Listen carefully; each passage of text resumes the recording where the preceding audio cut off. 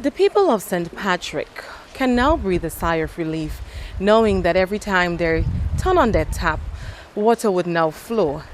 The National Water and Sewerage Authority has developed a over $1 million EC project that is going to ensure a constant supply of water for the people of St. Patrick.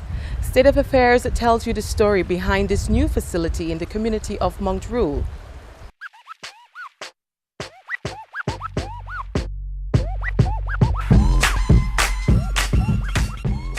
St. Patrick's, situated in the northern part of Grenada and rich in history, with an estimated population of 10,000 according to the 2001 National Census of Grenada. It's a rural parish that's agricultural based, and for years government has envisioned a robust tourism plan for this part of the island. Visions of major hotels and new seaport, big business and even bigger investment for the people in the area. But this dream is being blurred by, among other things, an inadequate water supply. This is seen as one of the impediments to economic growth in St. Patrick. But all this could change for the better with the construction of a new treatment plant in the village of Mount Rule. The National Water and Sewerage Authority, Nawasa, says with this new plant, St. Patrick's is now ready for business. So water comes in from the river into first chamber, the inlet chamber, or also called the mixing chamber. So, sometimes in this process here we add chemicals for coagulation, causing the sediments to flock together and drop to the bottom. And it goes in this big basin to drop off, particles to drop off. So this is called the sedimentation chamber. We have another plant not too far from here. That is a Peggy's Wind plant. That plant produces about 400,000 gallons per day. But that plant used to have problems with frequent blocking of the intake structures. And it takes a considerable amount of time to have those intake structures cleaned and leaving the people in the St. Patrick's area without water for some time. Persons would remember the unfortunate adverse climatic conditions in 2013, where the plant was actually out of service for about 3 weeks. And we had serious challenges trucking water in from both St. Andrews and St. Mark's. Schools were forced to close, it affected businesses, and of course it affected consumers in general. So we made the decision at that point to prioritize this plant, as I said, from a redundancy standpoint, so at least now we have 2 production sources in the parish. This is the first time in 20 years Nawasa has undertaken a project of this magnitude.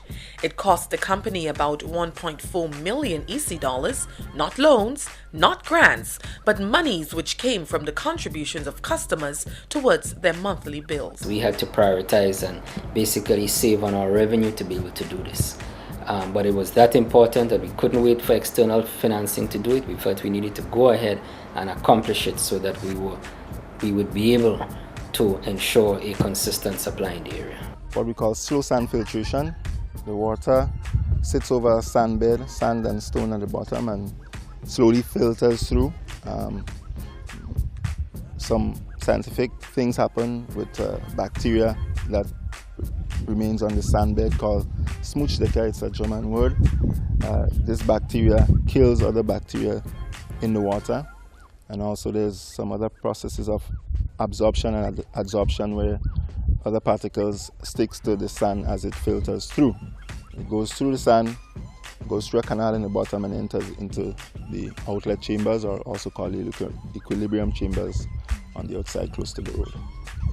When it goes normally, we suffer for sometimes a few hours, but then as the new plant comes now, I think that it would do a lot for us, help us in terms of our water supply will much improve to how it was at the first time. I'm hoping it should be. The Keith Mitchell-led administration has consistently advocated a vision for St. Patrick's that includes major developments for the town of Sauteurs. A new seaport, road network improvements, and developments in the tourism experience are all part of that vision. A frequent flow of water is a part of this ambitious plan.